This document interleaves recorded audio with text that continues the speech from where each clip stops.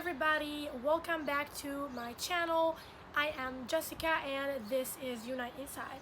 And we help people unite with all the parts inside of them. And in this video I came to tell you and show you how to stop giving a fuck. Yes, we're finally going to talk about it, and I just want to share something very important with you that you might not understand about people that actually care too much about what people think about them. If you are the type of person that cares so much what people think about you to the point that it's starting to affect you, you can't be yourself, you can't do what you want, and you are in this position where you constantly feel like you have to be perfect, it's just because you have a certain pattern that you have experienced in childhood. So let's talk about it. When you were a little child, your parents got you in a certain pattern. The reason why you care a lot what people think about you is because you don't trust yourself. And the reason why you don't trust yourself is because of this specific pattern.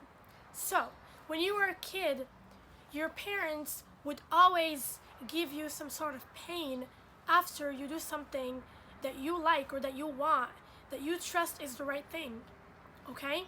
So when we were kids, we didn't have this pattern. We used to just do what we want. If we want to dance, we would dance. If we want to go out, we would go out. If we want to do, if we want to play, we play. We just do what we want.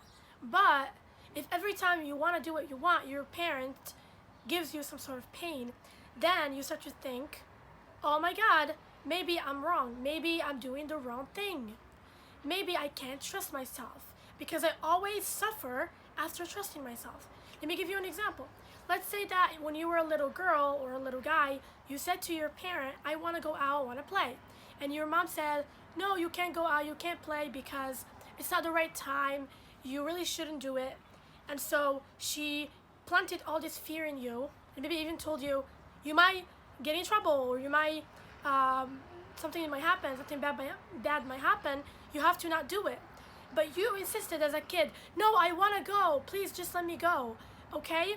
And then your parents said, okay, you can go. And in that moment, you had fear in you. Even though you did go, you had this type of hesitation because your mom just told you that it might not be a good idea. So even though you went out, you still carried that fear with you. It's called planting fear. Parents sometimes literally project their fears on their kids. And so when you were a kid and then you went out, you started playing, maybe something went wrong and then you fell and your knee got hurt or something, and in that moment you started crying, and then your mom came and she started saying, see, I told you that it's wrong to go out right now. And she might even have shamed you in that moment. You don't listen to your mom. What a bad kid you are, or something like that. And so then you felt horrible about yourself. And you felt like maybe you did the wrong thing and that maybe you should have listened to your mom more. Even though in that moment you felt like you were doing the right thing. And one of the reasons why you actually fail is because you were afraid and you were already hesitant and something went wrong. You manifested a bad experience. It's actually a manifestation. But parents don't know this. If they just trusted their child more, their child will figure it out. And an accident isn't that serious, Sometimes accidents happen. But when parents make us feel so bad about our mistakes or our accidents, that's where it starts to hurt. That's where it starts to feel like maybe we did the wrong thing. Maybe we've chosen the wrong path. Maybe as a kid, you wanted to join maybe something that, like a hobby or something, but then you made a lot of mistakes and then your parents told you, this is not a good idea, you're not good at this, and started shaming you. So when our parents inflict pain, shame, guilt, or fear in us, it actually creates this pain experience. When you're judged, criticized, you don't feel good enough, and all of that, so you start to feel like maybe I am not right. And so you start to not trust yourself anymore. And in that moment, you start to trust your parent more. You start to seek their validation more because that feels safer for you. It looks like they know better. It looks like every time you listen to them, nothing bad happens to you, but every time you don't listen to them, something bad happens. Because they inflict the bad thing, which is literally shaming you, not giving you the love that you want, not giving you the approval. You start to blame yourself. It's a self-blame process where you blame yourself. Oh my God, I am wrong for doing this. I should have never done it because it created pain in me. Just because you did something that created chaos or created pain, it doesn't mean that it's the wrong thing. Sometimes people get triggered and they treat us bad, but that really doesn't mean that we did the wrong thing. Sometimes you did the right thing, but your parent was too scared to let you experience it. Your parent was just too scared. And that's why you felt that fear, and it's actually their own insecurities being projected on you. So that's the pattern that you're stuck in. That's what you need to unpack and to actually become aware of. It's very important to become aware of that pattern, because that's the pattern that makes you a slave to other people's opinions. Because then you think, if I don't do exactly what other people approve of, I'm not going to get love, I'm not going to get approval, I'm not going to get acceptance. And so what happened to you is that pattern that you've experienced made a part of you from within split, fragment, and hold a different opinion. It holds this opinion of specific things that you do are wrong. And like, for example, like, a lot of us know specific things that deep down we need validation so that we can do them or have the bravery to do them. Okay? So it's because a part of you from within actually feels as though you need to not do it because it created pain in your childhood. And so it has its own opinions and beliefs about why you shouldn't do it. So basically, the reason why you're not able to just do what you want, because deep down you don't feel convinced from within that you should do it. A part of you still holds on to that pain from childhood of, oh my God, maybe I did the wrong thing. Because of this and this and that, you can ask this part of you, why does it still hold on to this type of pain? Let me give you a more deep example so that you can actually stop caring what people think about you. Let's say that you don't want to show your talents or gifts because when you were a kid you were made fun of for them and told that you're never going to get anywhere with them. And maybe you tried and you failed and they judged you for that. And so that's the pain that you've experienced. Now as an adult, you're going to have a lot more hesitant. You're going to be a lot more hesitant to doing those talents, and you're going to kind of need people around you to like encourage you to do them, because you're looking for evidence that what you're doing is okay. Because a part of you from within feels that what you're doing is not okay. So that's the part of you that you have to actually confront. Not people you shouldn't, and that's the part that you need to be more aware of, and not necessarily people that outside of you that actually think that you shouldn't do it. Okay? So when trying to stop caring about what people think, ask yourself, like, when it comes to maybe showing yourself or doing a certain thing or going in a certain path, ask yourself this question. Do a meditation, close your eyes, and ask yourself, which part of me feels like I shouldn't do this? And then the part of you will come up and you'll feel it. And I want you to feel all the emotions that come up, be with them for a while, just explore them, and from a curious place, try to understand what is this part telling you, and what type of pain is this part trying to avoid. For example, it might be trying to avoid pain of being abandoned for doing this thing, maybe because when you were a kid, you've actually experienced abandonment.